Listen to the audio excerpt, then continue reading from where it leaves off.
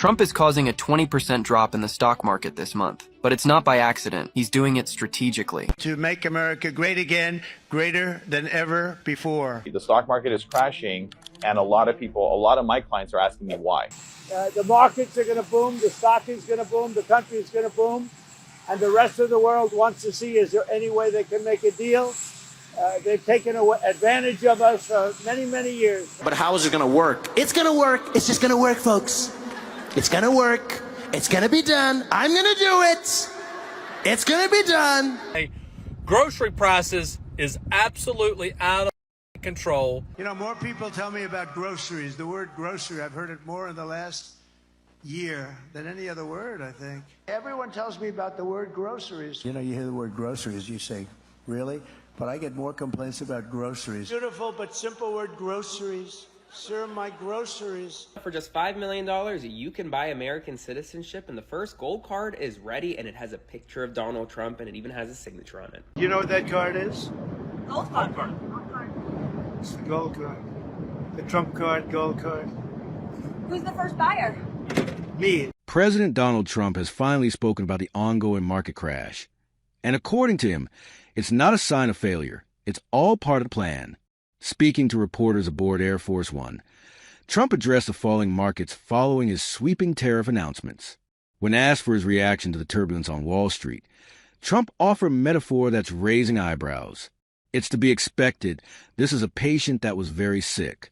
We inherited a terrible economy. The markets today are way down. The worst day in years because of the tariff. So how's it going?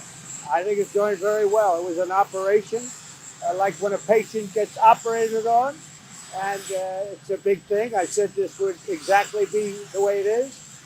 We have $6 or $7 trillion coming into our country, and we've never seen anything like it. According to the president, the current market crash isn't a crisis. It's more like a necessary operation, a painful but deliberate move to fix what he calls a broken system. He went on to describe the moment as Liberation Day, framing his tariffs and economic policies as a path to long-term prosperity. Even if things look rough now, Trump pointed to the decline of American manufacturing, claiming that the U.S. has lost over 90,000 plants since NAFTA, along with millions of jobs. The markets are going to boom, the stock is going to boom, the country is going to boom, and the rest of the world wants to see, is there any way they can make a deal? They've taken advantage of us for many, many years. In his view, the current pain is temporary, a step toward reviving industry and reclaiming economic strength. But not everyone sees it that way. Critics argue the crash is the result of reckless policy. So obviously the market for the second day in a row is just crashing, just collapsing. And then we had 4 American service members killed in Lithuania in a training accident. Lithuania did this very nice job honoring these 4 soldiers. And they arrived at Dover, Delaware today, their bodies. And Donald Trump didn't go. Where was Donald Trump? Well, he wasn't in Dover, so he must have been at the White House working through the collapse of the stock market, right? Nope. He was at his golf club in Doral for the Live Golf, meeting with the Saudis, hanging out with the Saudis. Competitor to the PGA, by the way. That's where Donald Trump was while the market was crashing. He was golfing with the Saudis.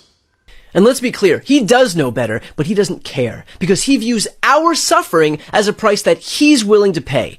So when our 401ks plummet, when our mortgages go unpaid, when rent goes unpaid, when our grocery prices surge, when raw materials skyrocket, when housing is out of reach, when the recession makes life unaffordable, Trump won't be thinking about you because if he cared about you in the first place, he wouldn't have unilaterally and voluntarily gotten us into this mess.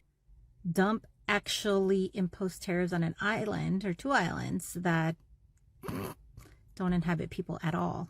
So that's the kind of person we're dealing with. Stock market is plummeting.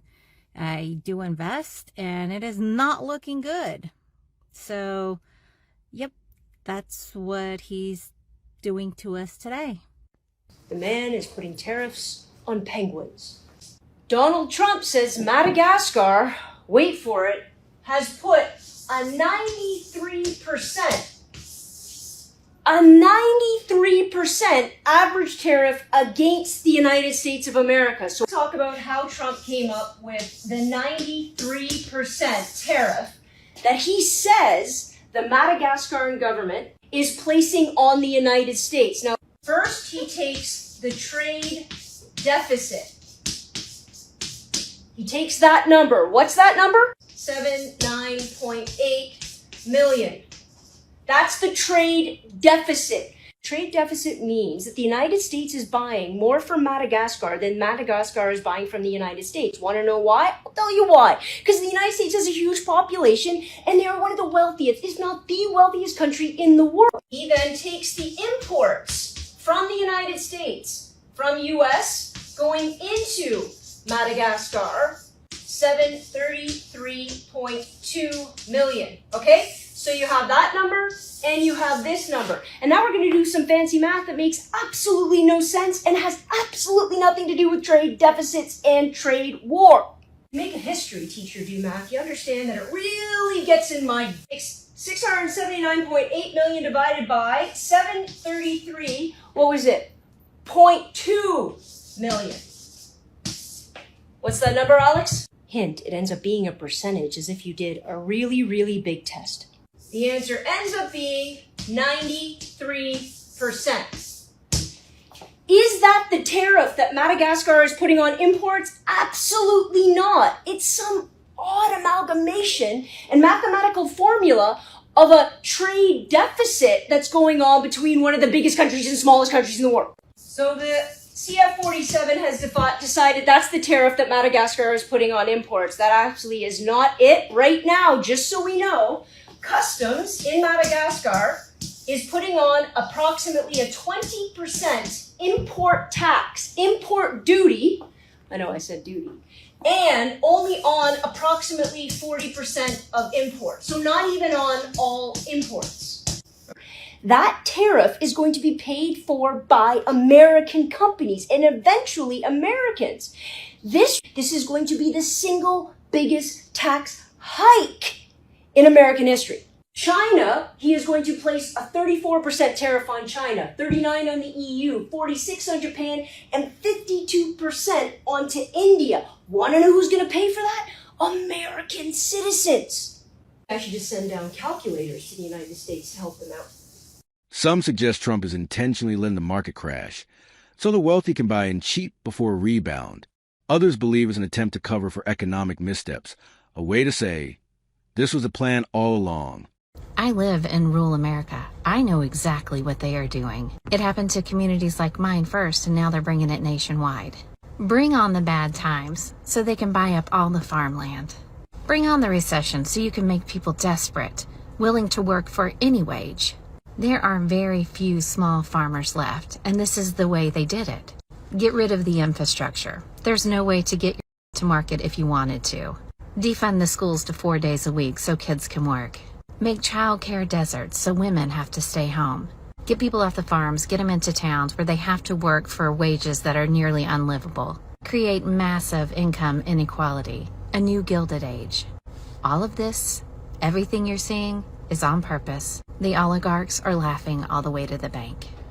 At the same time, Trump is also making headlines with the launch of the Trump Gold Card, a $5 million fast track to U.S. residency for wealthy foreigners. Each card bears Trump's face and offers permanent residency, effectively replacing the old EB-5 investor visa. For just $5 million, you can buy American citizenship, and the first gold card is ready, and it has a picture of Donald Trump, and it even has a signature on it. According to reports, 1,000 of these gold cards have already been sold, raising $5 billion in a single day. So, is this all part of a larger strategy or just a chaotic mix of politics and profit?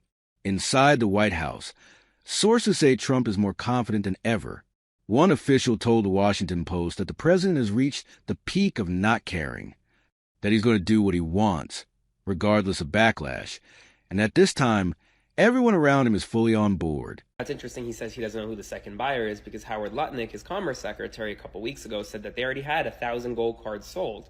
Maybe that wasn't accurate, but apparently the gold card now exists, and it has Donald Trump's face on it, has his signature on it, has his name on it, and for just $5 million, anyone, whether you're an oligarch or just any average person, like $5 million laying around. So if you're interested to buy this card, hey, $5 million. I beg. With $5 million, I go use and enter Dubai now. I be go one cool country. Relax. I be permanent residence for US where they go use tax. Finish you. Well, What do you think? Is this economic transformation or a risky gamble? Let us know in the comments. And if you want more balanced breakdowns on stories like this, don't forget to like and subscribe.